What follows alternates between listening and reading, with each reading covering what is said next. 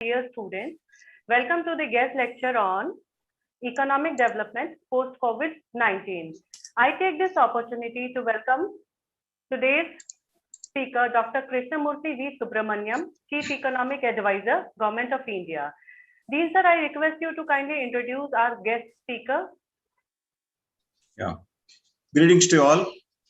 It gives me an immense pleasure, joy and happiness to participate in this webinar on economic development post-COVID-19 by Chief Economic Advisor, the Government of India, and eminent academician and professor, Dr. Krishnamurthy V. Subramanian. I acknowledge the efforts of Dr. Rashmi Chaudhary, the senior faculty member, ICFI Business School, for her continuous efforts to this webinar. ICFI Business School, Dehradun, organizing webinars by inviting eminent speakers across the globe to provide latest information, knowledge from industry and government practitioners. I welcome all the faculty members, the students of ICFI University, and all our well-wishers. I feel it's a privilege and honor to introduce Dr. Krishnamurthy V. Subramanian, who has enough research and exposure in the field of financial economics. Krishnamurthy Venkat Subramanian is an Indian economist and the current Chief Economic Advisor to the Government of India. Subramanian is also a professor at the Indian School of Business. He was awarded Professor of the Year by ISB for elective courses that he taught for the class of 2019. He was born in Bhilai, Chhattisgarh, in a Tamil family. He did his schooling at Senior Secondary School Sector 10, Bhilai. Subramanian holds a Master of Business Administration and Doctor of Philosophy in Financial Economics from University of Chicago, Booth School of Business. His PhD was completed under the supervision of L. Jingales and Raghuram Rajan. He is also an alumnus of the Indian Institute of Technology, Kanpur, where he studied electrical engineering, as well as the Indian Institute of Management, Calcutta, where he was awarded EMK Foundation Dissertation Fellowship in 2005. Subramanian has worked in expert committees for Securities and Exchange Board of India and the Reserve Bank of India, being part of major economic and corporate reforms in India. He has worked with JP Morgan Chase, ICICI Bank, and Tata Consultancy Services. He was a board member in Bandhan Bank, the National Institute of Bank Management, and the Reserve Bank of India Academy, and has academically been a part of the finance faculty at G Business School at Emory University in the United States of America. Subramanian is also currently a tenured professor at the Indian School of Business and earlier worked as an executive assistant to the chairperson of the Fixed Income Money Markets and Derivatives Association of India. Subramanian was inducted into the 15th Finance Commission's Advisory Council. He has published a number of articles in various reputed magazines. I welcome sir once again. So over to you, sir. Very good afternoon, and thank you very much to the organizers for inviting me. Respected Dean Dr. Anand, faculty, students, and staff of ICFI Business School. I intend to keep my remarks reasonably short so that we can have more time for questions and answers. I just want to give you some color on the philosophy that has driven India's economic response to the pandemic. I'm sure all of you recognize that the pandemic is an unprecedented one. Last year, global growth, suffered significantly because of the economic restrictions that had to be placed amidst the pandemic.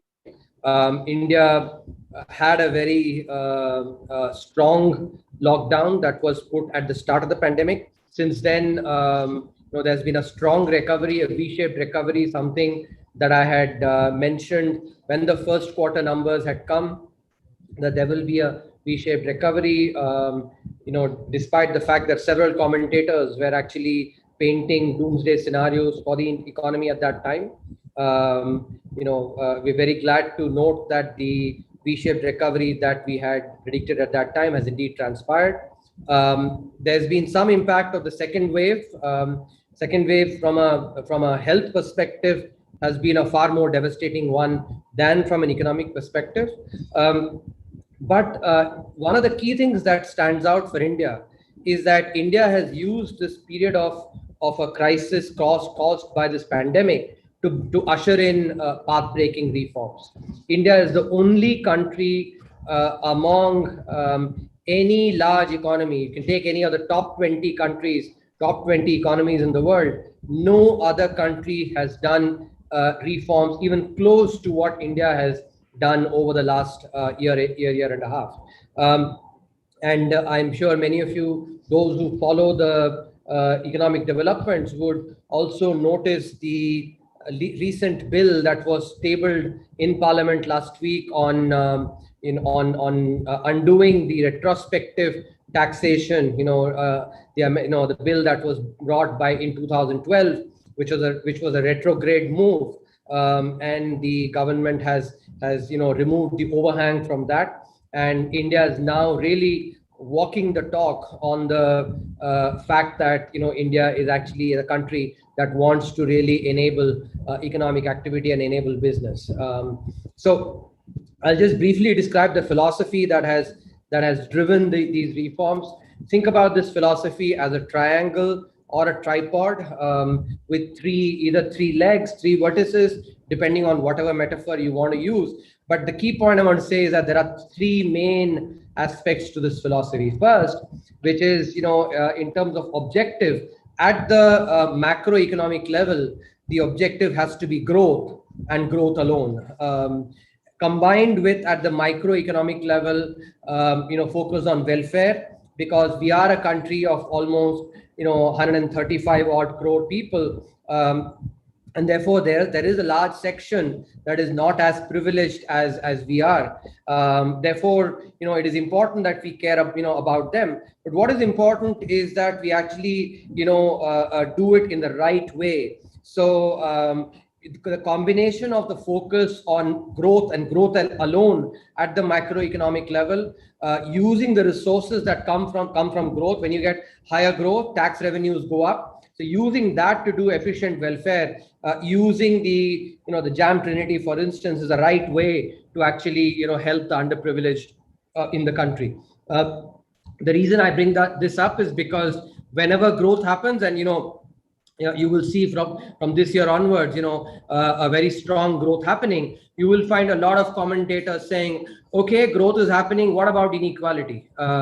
So, sometimes a lot of people have this tendency to look at only the glass half empty. So when growth starts happening, they'll say, what about inequality? What I must remember, and all of you should remember, is that the pandemic year will really be a signpost for all of us to remind us that growth is far more important for the less privileged sections than the more privileged sections. For instance, when we talk about the V-shaped recovery, a lot of people come back and say, oh, yes, the large companies have done well. The people like us have not been impacted as well. If anything, our savings have gone up. But what about the less privileged people? What about the smaller companies? That the 7.5% or 7.3% decline in GDP has meant that the less privileged, whether it's less privileged companies or less privileged people, have been far more impacted.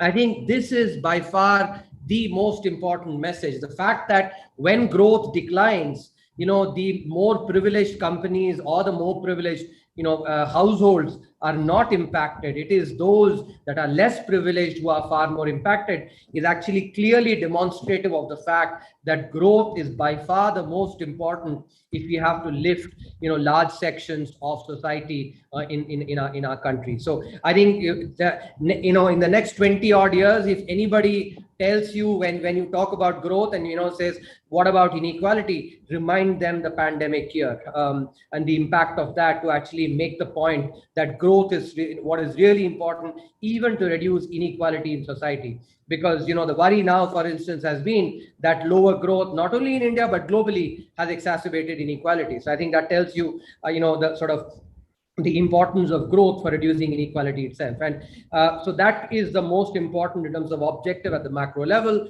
Focus on growth so that policies are oriented towards growth. The resources that come from that, use that to actually do efficient welfare.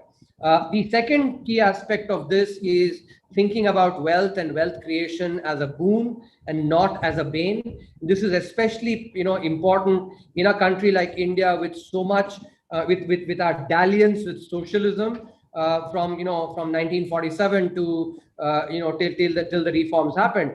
I will mention one key factoid that actually is quite important for us to remember.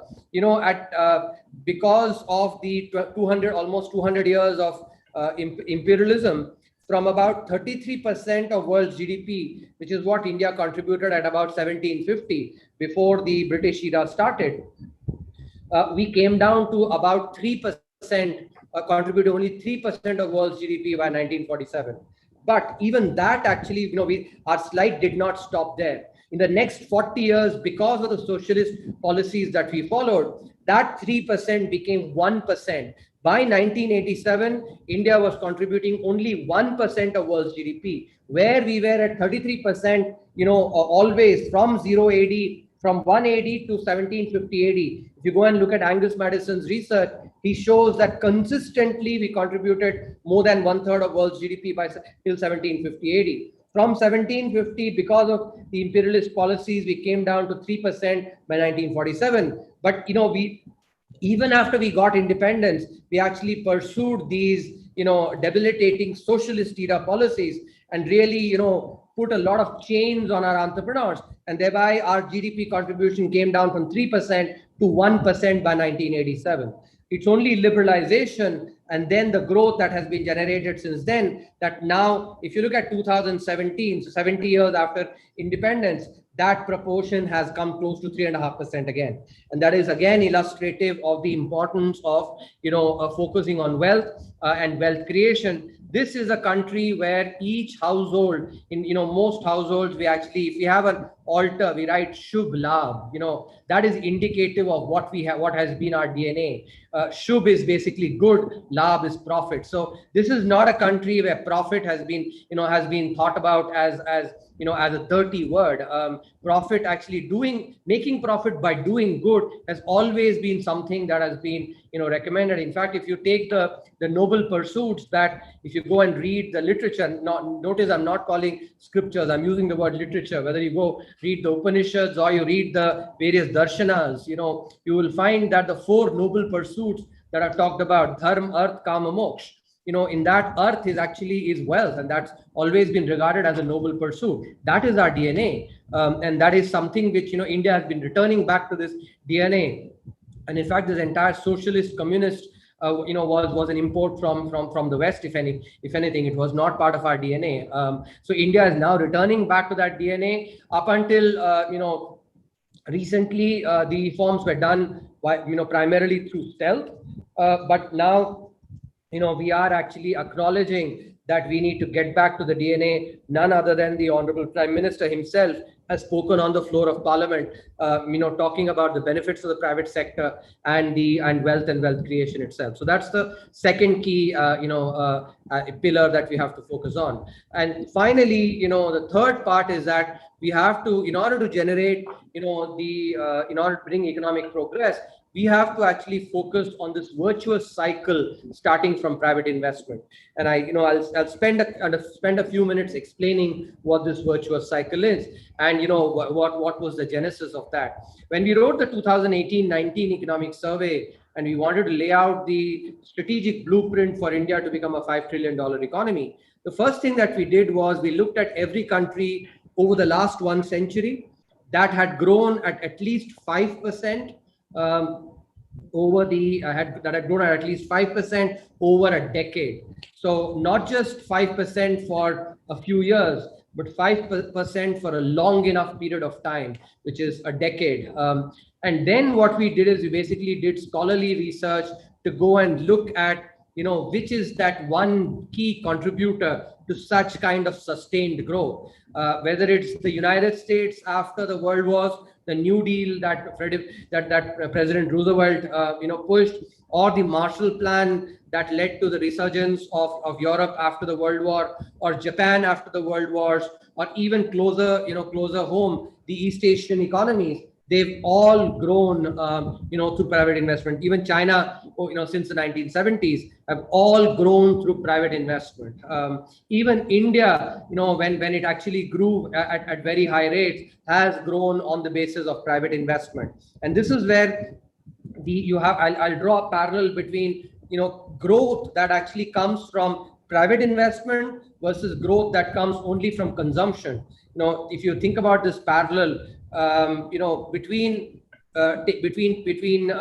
growing yourself by exercising or becoming healthy by doing, following a good diet versus, let's say, using steroids. Both of them actually deliver the outcome. But when you use steroids to actually, let's say, it gives some short-term benefits, but creates a lot of long-term losses.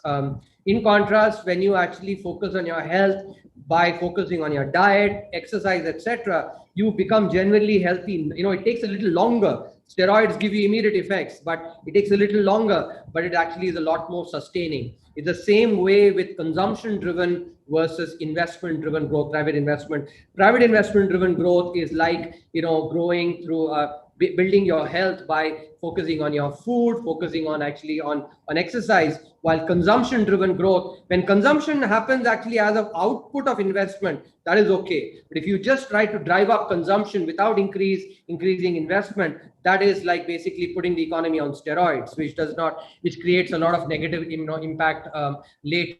So this virtuous cycle actually is what we observe. Every country has grown over long periods of time. It has done by focusing on private investment. So this virtuous cycle starts from private investment. Investment enhances productivity. When productivity increases and jobs are also created in the process, then more money is put in the hands of people. That money drives consumption. Anticipating more consumption, firms invest more in the second round effect. So the first round effects is basically from investment to productivity and jobs to disposable income to consumption. That's the first round effect. But in the second round, this is a feedback effect. In firms, invest even more, anticipating more consumption, and that is how this virtuous cycle proceeds with more and more feedback, happening, and that is what has been the driver for sustained growth across the globe, over the last 1 century. So that has to be the, India's template as well. And if you look at the reforms that have been done, capex-driven policy, this year's budget, increasing capex by 35%.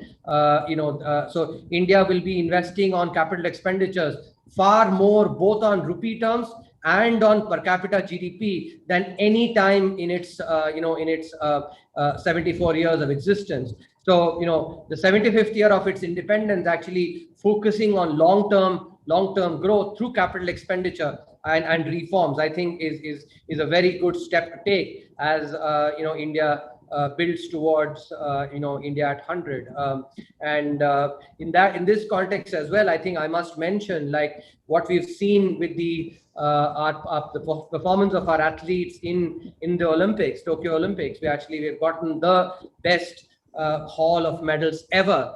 At 7, we've beaten the earlier record of 6 in the London Olympics. So I have no doubt that our entrepreneurs are second to none, much like our athletes are second to none. So when government policy is focused on unleashing this entrepreneurial spirit, I have absolutely no doubt that India will and can grow at very high rates. So given these policies, India at 100 is likely to be contributing more than 10% of world's GDP by 2047. So will be a major economic power, and that is the kind of transformative potential that has been created through this three-pronged approach to economic development.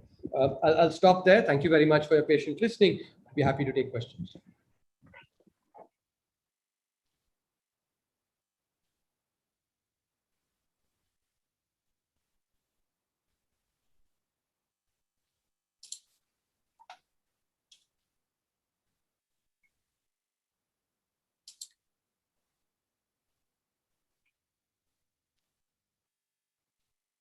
Right. Thank you. Thank you, Dr.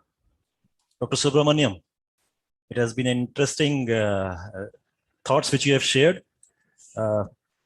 And I congratulate you for this robust V-shaped economic recovery that India has witnessed despite the pandemic. A lot of the credit goes to the economic policies that we have pursued. Dr. Subramaniam, you have brought several ideas to implement the welfare programs effectively. You have given your push for the behavioral economics of nudge. It has been acknowledged for its potential to bring behavioral change in India.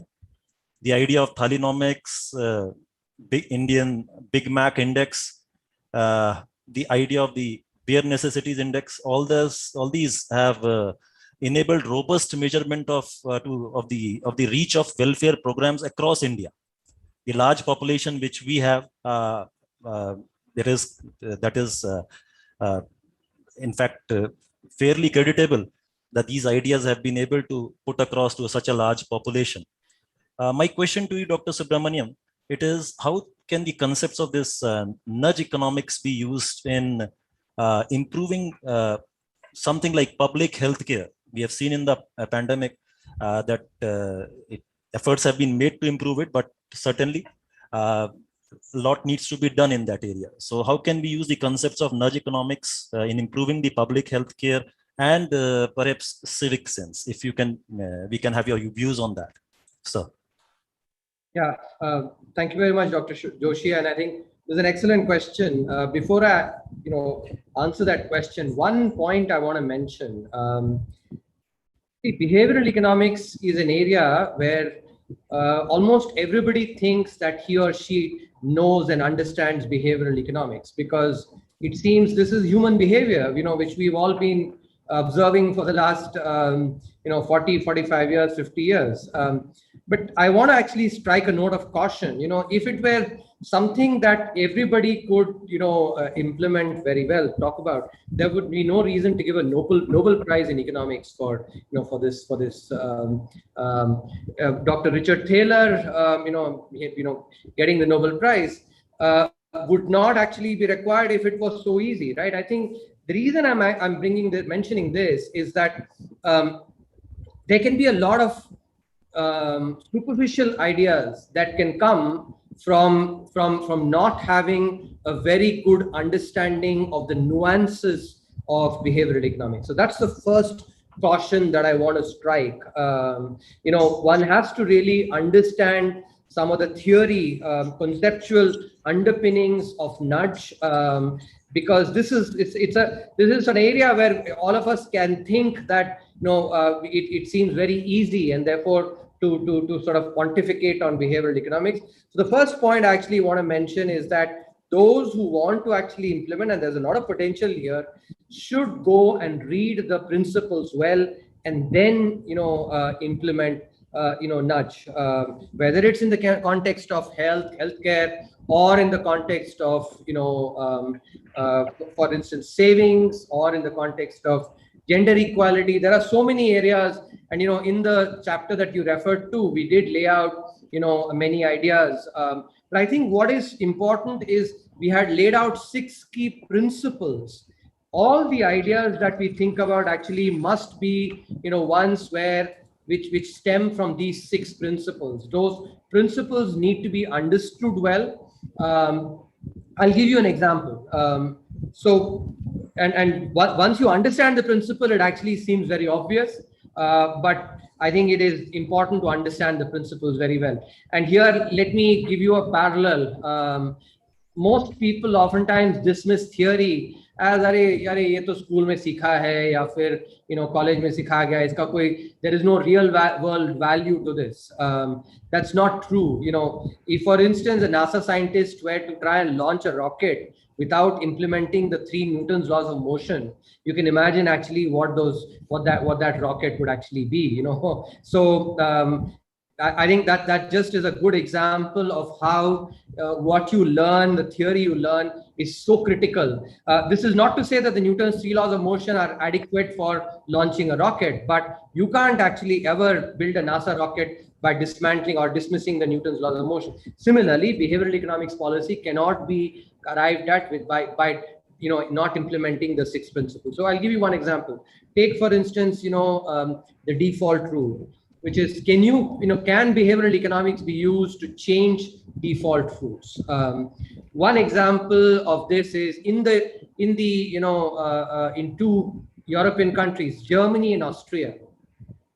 On organ donation, the default rules are quite opposite. In Germany, like in India, if you have to donate your organs after a person is dead, if you want to do that before while you're alive, you have to go and fill a form saying, oh, here I want to donate my organs.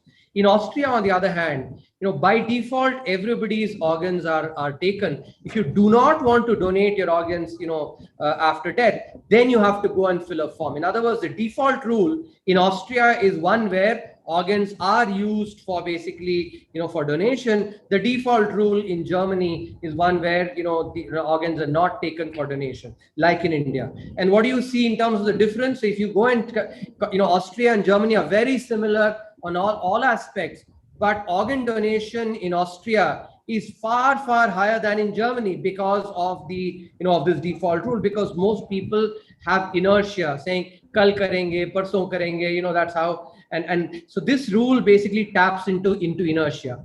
Now, there is a very good application of this on, in the context of behavioral economics as well. There could be default rules saying everybody who's 45 plus, the default should be that there should be a, every year there should be a health check, comprehensive health check. That's a default rule. And, there is maybe a calendar that is drawn every year at a particular, maybe on your birthday, for instance, or maybe, if not birthday, someday you can actually, but by default, there has to be a regular checkup. That's a default rule. If for some reason, if you can't go and have that health checkup, you basically fill a form. By changing this default, you can actually remove this inertia, in having regular checkups done. That's an application of the default rule. Now, similarly, there could be incentives that could be given. Incentive need not be monetary. It could just be that if you have lost X percentage of your weight, if you were, let's say, 70 kgs, and you've lost, let's say, 10%, which is, so you lost 7 kgs, actually, you become 63, then maybe, a nice certificate that comes from, from some higher authority can actually be provided. This is just basically incentives. So there are ways in which, behavioral economics can be implemented, primarily focused on prevention rather than on cure. Because health economics clearly highlights that the benefits of focusing on prevention are far more than focusing on cure, and the behavioral economics of nudge can play a very critical role in prevention. And there are several other ideas like these that can be implemented. Thank you, Dr. Subramanian. Often inertia, lack of knowledge, or poor incentives lead us to suboptimal choices. Very rightly pointed. Thank you, sir. Hello, sir. Good evening, sir. Good evening. It is a great honor and privilege for me to listen you on the live session. My question is, safety norms comes topmost priority for consumer, which usually comes. Can you fourth mention and your fifth. name, please? Can you mention Sorry? your name, Mike? My name is Praveen Khos. Yeah. So Can the person who's speaking be brought onto the main frame, please? Sorry, sir.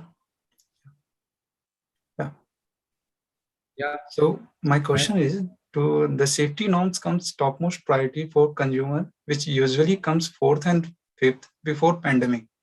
How do you see this new trend in terms of purchasing parity or consumer consumption in short run, and what could be the impact in the macroeconomic sector? Say that question again. I didn't understand your question. My question is, the safety norms comes topmost priority before the pandemic, but right now, how do you see this new trend in terms of purchasing parity or consumer consumption in short term, and what could be the impact in macroeconomic sectors? There is nothing called purchasing parity. I guess you're talking about purchasing power parity. Power parity. Yes, sir. PPP, purchasing power parity. Purchasing power parity. Okay. Purchasing power parity is used in what context? In terms of safety norms, sir. No. Given your understanding, you must have learned this. Purchasing power parity is used in what context? In terms of the coming of consumer spending and consumer spending, sir. Can somebody answer this question? Any student? The concept of purchasing power parity is used in what? Where do you learn purchasing power parity? Sir, in the different informatics centers, sir, like websites and different areas. In economics, let's talk about in economics, where is purchasing power parity comes in what context? In terms of the macroeconomic sector, sir. Of course, macroeconomics, but where in macroeconomics? Any student? Nobody can answer this. Come on. I'll wait for an answer. I'm not answering this question because there's a conceptual aspect that I want to correct. Who's going to answer this?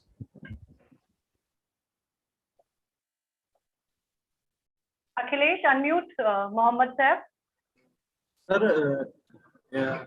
In terms of exchange rates, yes. Yes, sir. Foreign 164. Yeah.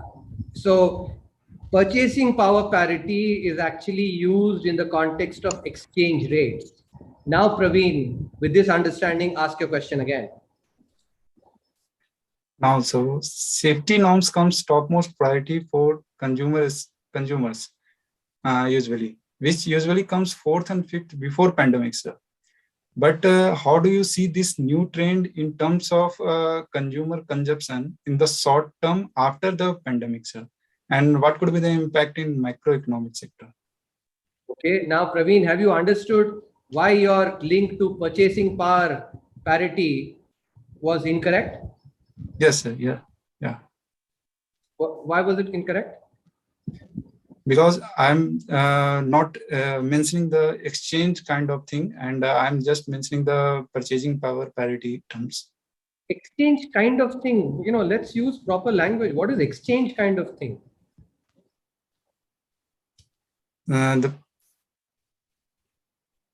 Sorry, sir. Are you a student or? Yes, sir. Yes. Second year student, first year student? First year, sir. You had a class in economics? Yes, sir. Okay. Tip, use proper language. One of the ways in which you convey how much you know and how much you don't know is use proper language. There is no exchange kind of thing. It's exchange rates. Yes, sir. Okay. Now, and this is not just for Praveen, but others as well. Please, interviewers, when you actually interview with them, they oftentimes actually look at language that you're using to decipher whether you understand or you don't understand. So, your question was about the fact that during the pandemic, we are taking a lot of precautions. I didn't understand this fourth, fifth. I don't know what you were talking about there.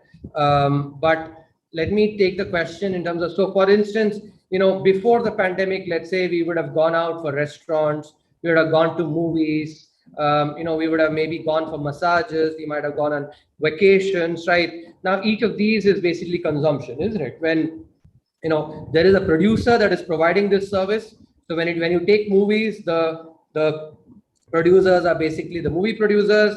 There are also theaters that actually, there are people who are selling popcorn there, all those. So as there is consumption that is happening. So when such consumption goes down, people who are producing that don't, make money there, their economic fortunes are impacted, right? So, the question that, that is being asked is a good one, which is that what will be the short-term impact of precautions like these and what will be the long-term impact?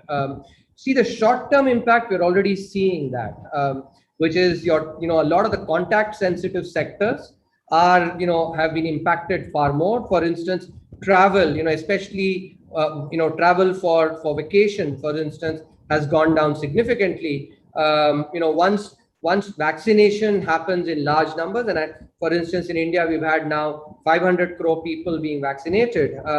So, you will have people coming back and going into, consuming these services, which is vacations, and other aspects, right? Like restaurants, movies, etc. So in the short run, there has been a decline in these service sectors, especially contact sensitive sectors.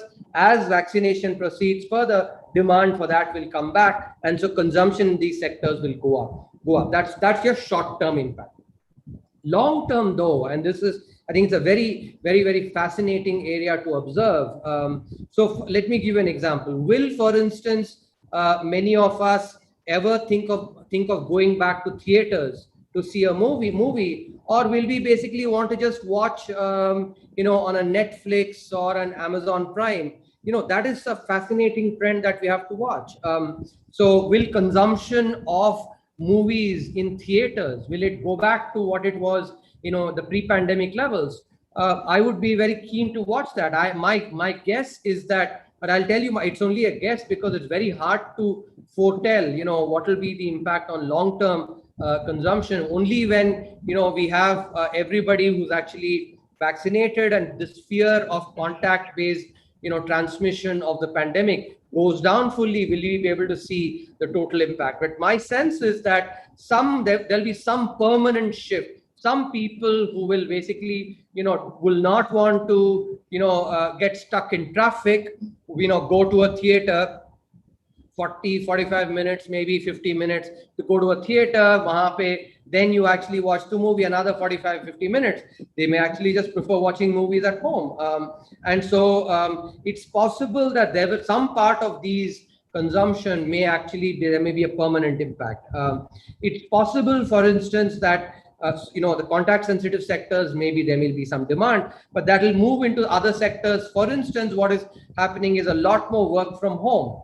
If there is a lot more work from home, then companies that provide services for work from home will see the demand going up. You will see, for instance, maybe a rental rates on properties, basically, especially commercial properties, may go down, and even maybe some of the residential areas, when people may not want to actually buy as much. And it's possible, for instance, especially some of the very distant suburbs.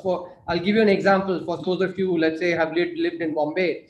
If you, let's say, live in Virar in Bombay, let's say, and your office was in Churchgate, it takes almost an hour and a half by local to actually travel from Virar to Churchgate. Now, if it is possible that work from home can happen, such people can save maybe an hour and a half to an hour and a half through 3 hours of travel they can save.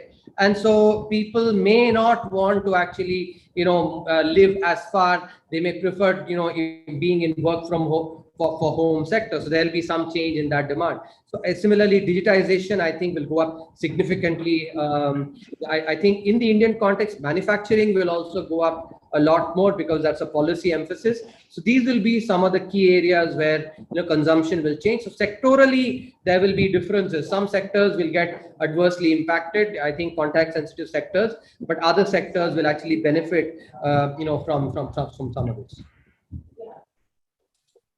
Thank you, sir. Very good evening, sir. My name is Tanvi Kaushik, and my question is that what are your views on Farms Bill and how it is going to benefit small and marginal farmers? That's an excellent question, Tanvi. Thank you, sir. So let me ask you the following. This shirt that I'm wearing, this shirt has been produced by somebody who, some tailor or somebody who might have manufactured textiles, right? Whoever, let's say, produced this shirt, do we impose a restriction on him saying that you can go and sell this shirt only in the, in places that are, let's say, 5 kilometers in your radius? Suppose I'm living, let's say, wherever I'm living, only I can go and sell this shirt only in a 5-kilometer radius. Is there a law that actually prohibits somebody who basically manufactures shirts from selling anywhere where he or she wants? Yes, sir. They can sell anywhere they want. They can sell anywhere they want, right? Similarly, not just for shirts. Let's say somebody who's selling hair combs, hair oil, air tickets. Take any produce, right?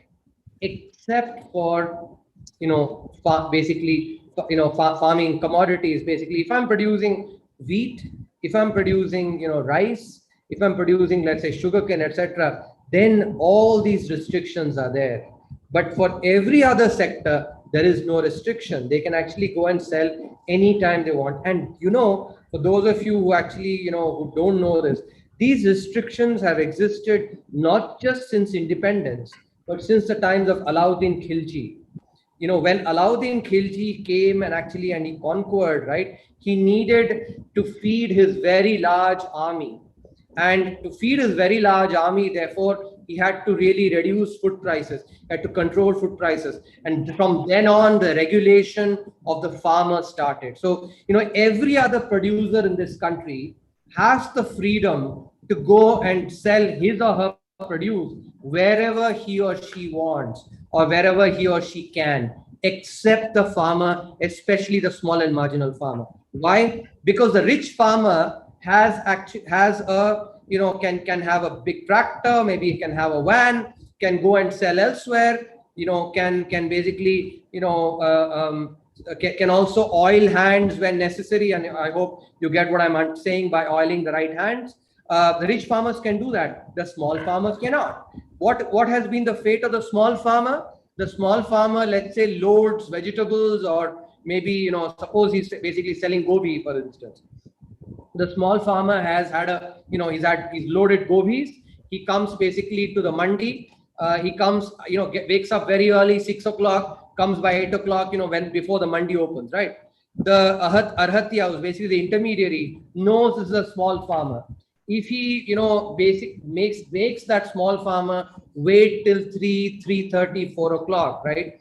The small farmer now starts worrying that if he takes it back, सड़ जाएगा, maybe 15-20% of that gobi actually सड़ के बेकार हो जाएगा. He won't get anything at all. So what will the small farmer now, when the Arhatia says मैं इतना ही दूंगा तुमको, I will give you only this much, the small farmer actually then has to sell his produce at a very, very low price. So everybody, and here, as you can see, this is common sense. If you go and let's say, again, I'm going to use an example from Bombay. Let's say you go onto Fashion Street in Bombay. You want to go and buy a shirt like this. You go to a particular store. The store person says, "Saab 500 rupiya dijiye," right? You think that it's too high. You basically go to the next store. Next store is willing to give you at 300 rupees.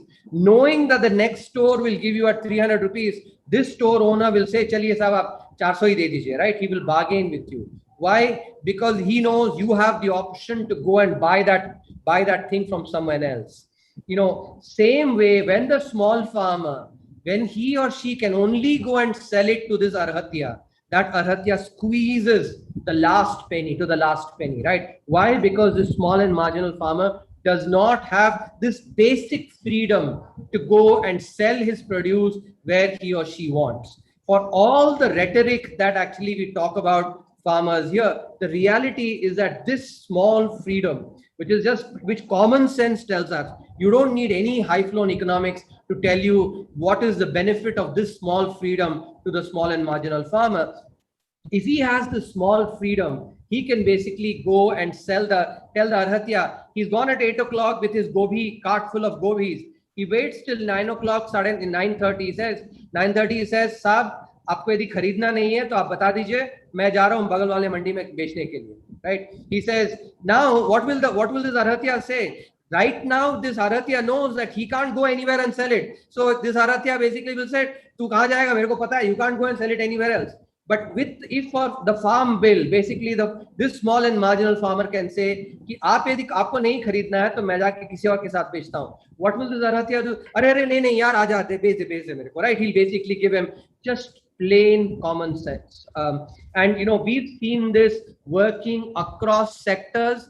Wherever you have more options, when you have more option as a buyer or as a seller, you have more bargaining power in that trading relationship. It's as simple as that. So leave the politics alone here. Just think about the economics. The small and marginal farmer benefits from this very simple freedom to go and sell his or her produce where he or she wants to. That is the essence of the Farm Bill.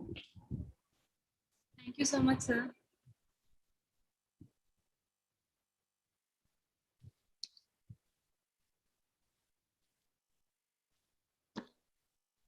Good evening, sir. My name is Shama. I welcome you to IBS. Thank you for sharing your precious time with us.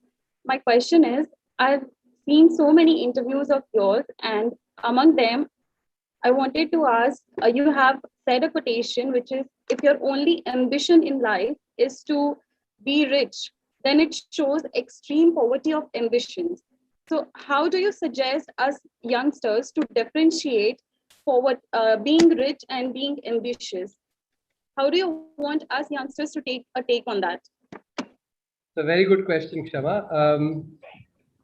What I mean by that is that your ambition should not be so limited to just say I want to be rich, that I want to make money. I say this from experience that when you get money, right, after that you want other things in life. Only when you don't have money, money seems so important.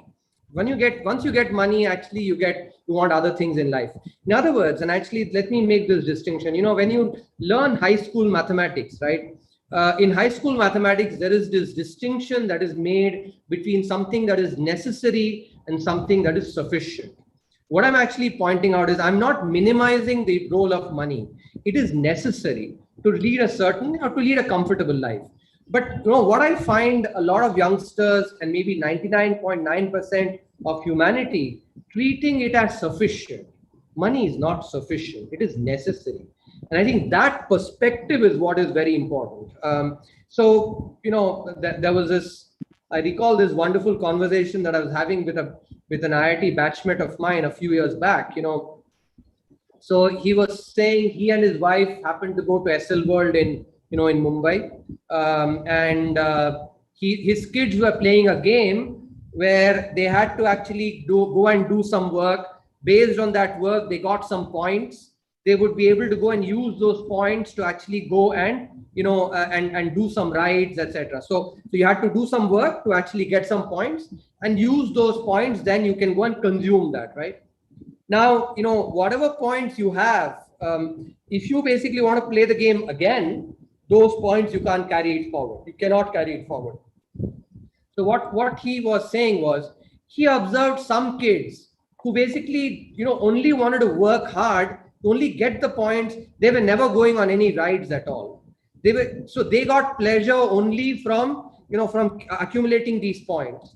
And what they found was, at the end of the game, so that when it was a 45 minute game, the person says that, oh, game over. So when they had to give out all those points, they did not enjoy any of those points at all, right? Because you can't carry it forward. When you think about it, life is like that as well.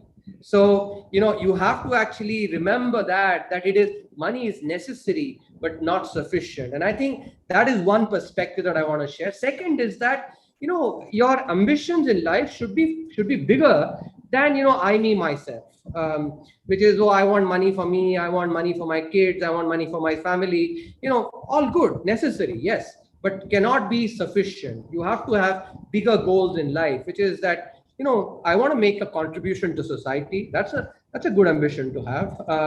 Maybe I want to actually be, I want to, contribute this idea, or maybe this product or this service.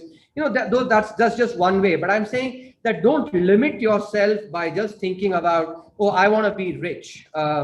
Because, and I say this from experience, I've seen a lot as, people at my stage of life, that when you live life just running after money, right, you live a very unfulfilling life. So I think that's the basic advice I want to give you. It's there is nothing wrong actually in having money, but firstly acquire money the right way. Ways are, or means are as important as the ends, especially in business schools. Oftentimes we may not necessarily acquire the best ethics. I think it is very important to actually acquire money the right way as well. If you go and read, for instance, even 3,500 years back, in my native language, Tamil, Saint Tiruvalluvar wrote what is called Tirukkural. Tirukkural actually is a set of poems that has been written by Saint Tiruvalluvar. He talks about how society eventually respects people who make money the right way, and he says that wealth that is generated by righteous means, such wealth endures across generations as well. So there is a lot of of good guidance that is there in our heritage.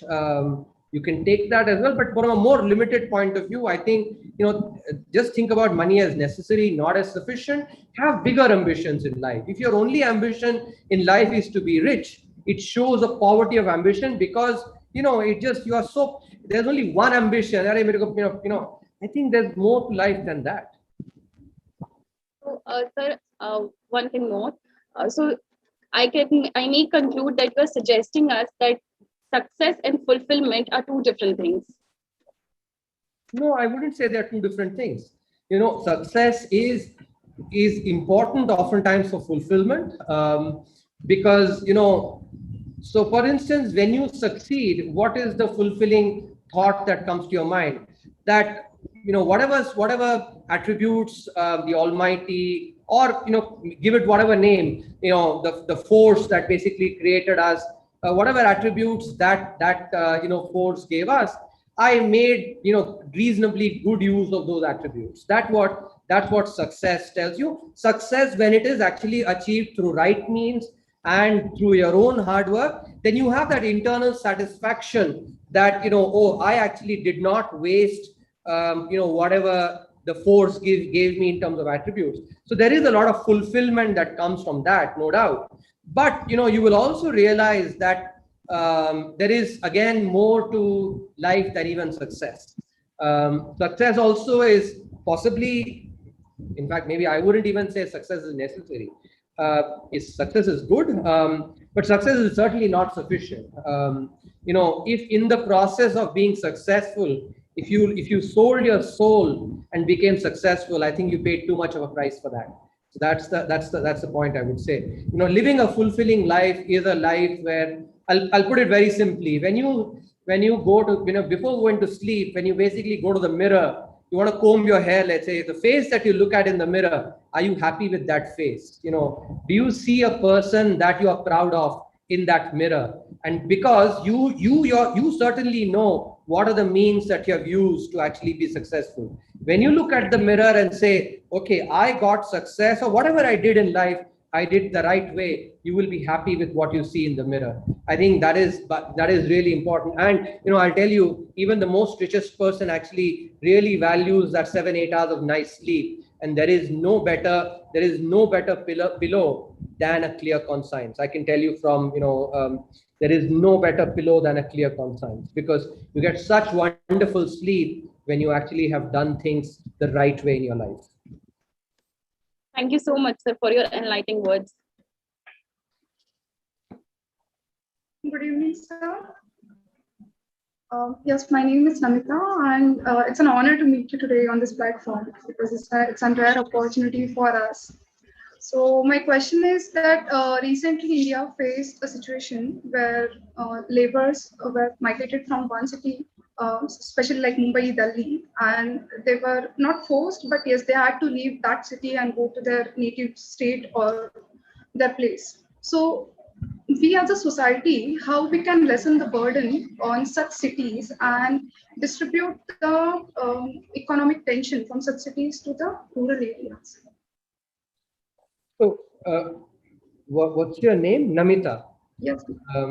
Yeah, Namita, I think that's a good question. There have been a few steps that have been taken in this context. See, think about why is it that there was this reverse migration. So if you think about people in the rural areas now, most people in the rural areas get good decent amount of free food through the public distribution system. Not only that, they also have the opportunity to do about 100 to do at least 180 days of work through the MNREGA program, the rural employment program. And during the pandemic, what was, the free food was increased significantly. 800 million people got 5 kgs of cereals, rice or wheat, 1 kg of pulses, and apart from that, they also are basically given the free cylinders, LPG cylinders as well, right? These were, now all this you get when you have a ration card. So now, if you are somebody who was a migrant labor, let's say you were from Bihar originally, you're residing in Bihar, or let's say you're residing in Orissa or West Bengal, you are residing in one of these places, and let's say you've come to Mumbai to work, let's say, right? Now, the way there was no portability of the ration card, so you cannot get those free cereals that the work, Manrega work, etc. You could not get that in Mumbai, especially the free cereals, which basically gives you a certain amount of assurance of food, right? Now, what has been done after the COVID crisis hit us, we have now started in mission mode the One Nation, One Ration Card program. In other words, even if, let's say, your ration card shows you as a resident of Bihar, you can basically avail that what is their entitlement as part of PDS, even if you are basically in Mumbai or you are in Delhi, wherever you are. So One Nation, One Ration Card. Much like now the ATM card, right? We actually, even if let's say the ATM card has been issued by a branch, let's say in Dehradun, you can take that you can take that ATM card and you can go and withdraw cash anywhere in the country. So you basically have effectively portability of that ATM card. We have a One Nation, One ATM card. Same way, we're actually trying to implement the same One Nation, One Ration Card, which, and there's been a very good progress on that. This reduces the vulnerability of the migrant population because they can avail the public distribution system. And that is something which is very important. At the same time, the other important push has been on construction sector activity through the capital expenditures done by the government. And construction sector activity is important because it provides a lot of jobs in the informal sector. So, for instance, in the second wave, you did not see much reverse migration at all, and this was because in the fourth quarter and the third quarter, there was a lot of improvement in construction activity. Jobs were created in the informal sector. So, these are things that really help in reducing reverse migration, something that we have to actually, continue pushing more on. I think maybe last question, and then we'll call it a day. Evening, sir. My name is Kiran. It's a pleasure to interact with you on this platform, sir. So my question is regarding the CPI index inflation, that's consumer price index inflation. Like in one of the meetings, the RBI governor, Mr. Shaktikanta Das, had projected that in 2021 for quarter 3, the CPI inflation would be around at 6.3%. And for Q4, that's quarter 4, it would be at 5.8%. But recent statistics show that the Q4 stands at 5.8%, that is constant, but for Q3, that 6.3% has fallen down to 5.3%. I wanted to ask, like, what are the factors or industries that contributed to this change? So see, the context of retail inflation, which is what you're asking. CPI inflation is basically a metric for retail inflation. Food inflation is a big contributor. So if you look at the data over the last 6 to 7 years, about 33% to 65%, yeah, between 33 to 65%, anywhere between that has been the contribution of food inflation to retail inflation. So by far the biggest determinant of retail inflation has been food inflation. And over the last 1 year, especially during the pandemic, because there were some supply side restrictions. Now this is jargon, but let me actually make it more tangible.